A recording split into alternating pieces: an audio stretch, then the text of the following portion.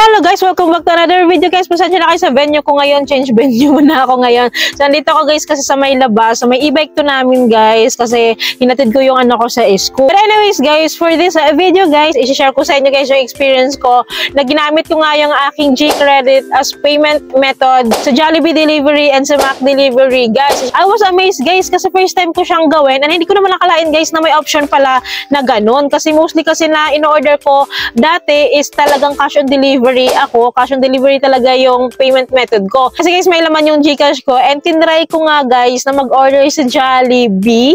Hindi ko naman nakalain guys na may payment option pala sila na G-Credit, GCash Wallet of course, and G-Gives. Sa GCash Merchant Partner kasi guys, hindi pa visible na si Jollibee tsaka si McDo as talaga sa dining category nila. Parang hindi pa siya tumatanggap dati. Pero ngayon pala guys, pwede na siyang gamitin as payment method. So, ang ginawa ko guys, dahil may app ako ng Jollibee and McDo guys, nag-try talaga ako guys na gawin and mag-order guys. Bali guys, hindi ko lang naman talaga in-expect na meron palang payment option na G-Give tsaka G-Credit sa GCash, Jollibee Delivery at tsaka sa Mac Delivery. So, yan guys, ipapakita ko sa inyo guys kung paano ako nag-order sa Jollibee Delivery guys na may payment option na G-Give and G-Credit. So, open natin tong Jollibee Delivery app ko guys.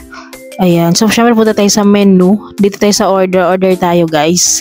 Ayan. Andito na rin naman, guys. Parang naka-synchronize siya and nakasort talaga siya according dun sa gusto mo. Parang doon ka lang din sa store. Pero ikaw lang yung namimili. So, syempre, kailangan natin enter natin yung address natin. And lalabas dito, guys, yung store, Jollibee store na malapit sa amin. Then, guys, so, syempre, proceed tayo sa pag-o-order again. Ayan. Order muna ako, guys, ng mga kakainin namin ngayon.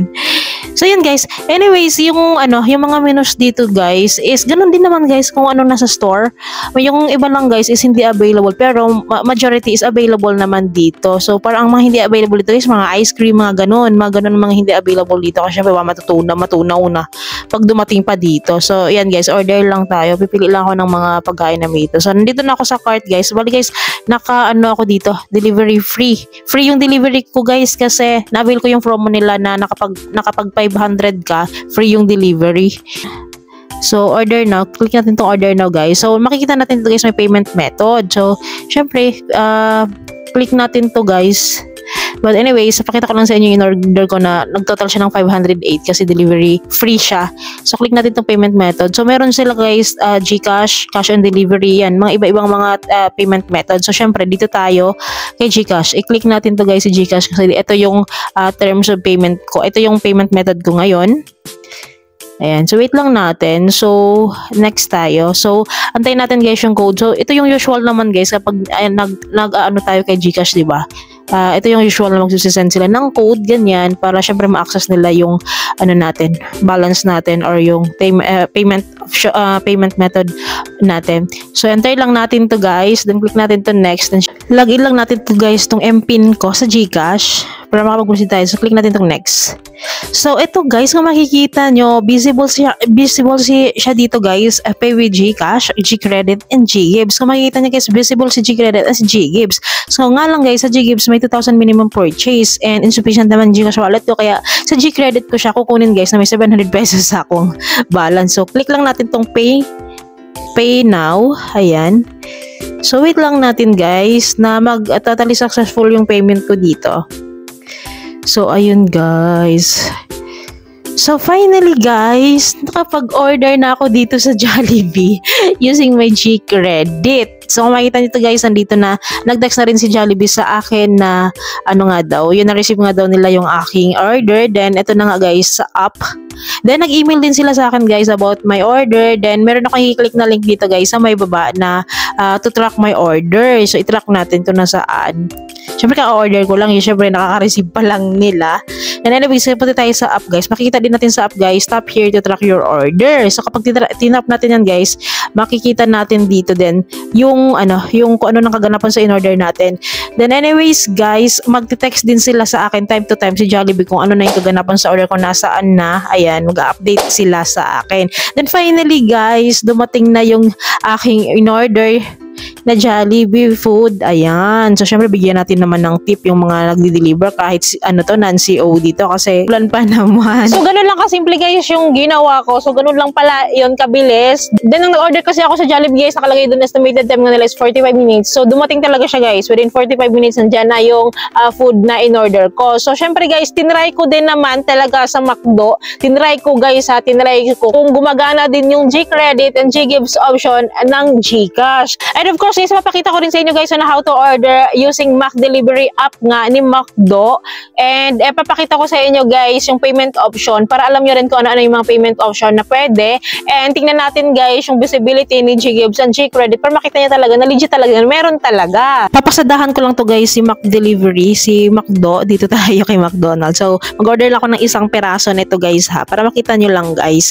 I-order ko lang tong favorite na pagkain ng anak ko. So, ito na nga ako guys. Proceed to check out tayo. So, isang item lang in-order ko guys. So, click natin itong proceed to check out. So, guys, makikita nyo agad guys yung payment method. So, mayroon din silang Paymaya, ayan, debit card, and COD. So, syempre guys, ang pipiliin nating payment method, of course, si GCash. Ayan, para makita nyo lang guys na visible din tong mga GCash loan products. Ayan, so yan, click lang natin tong next. Place order tayo.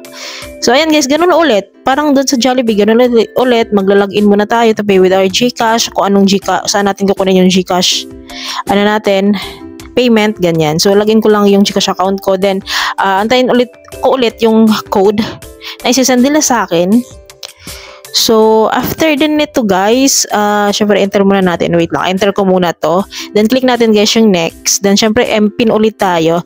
Then, eto din guys. Ayan siya guys. Oh, ayan. Pay with GCash, G-Credit, and G-Give. So, katulad kay Jollibee guys, ganun din. Visible din sila dito na pwede talaga natin gamitin once na may balance syempre yung G-Credit at G-Gives natin and yung GCash wallet balance natin. So yan guys, pinapakita ko lang sa inyo na visible talaga sila. So ganun lang din siya guys, kasmooth. Ganun lang din. Kung ano din yung process sa Jollibee app, sa Jollibee Delivery app, so ganun din yung process sa McDo app, sa Mac Delivery app nila. So ganun din yung process. So legit guys na pwedeng gamitin si G-Credit natin or si G-Gives natin, of course, GCash wallet natin para to pay our orders nga sa Jollibee and sa McDo. So, pwede guys sa mga delivery app nila. Ang hindi ko guys na itry pa guys is yung sa on-site nila, sa dining mismo, sa mismong store nila, like sa Jollibee stores mismo and sa McDo mismo na store talaga. Yun ang hindi ko na-try guys, sa mismong fast food chain talaga. Hindi ko pa siya na-try. Na-try ko yung GCash wallet. So, lagi kong natatry dun guys, is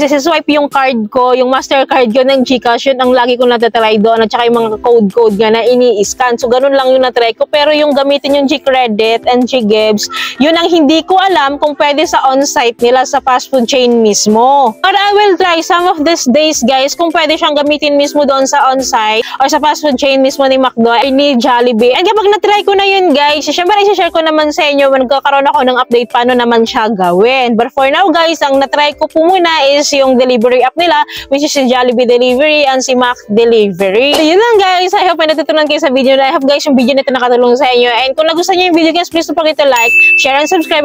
And click nyo po guys yung bell button para updated kayo sa mga bago ko pa pong mga videos like this guys. Thank you for watching this video. Bye!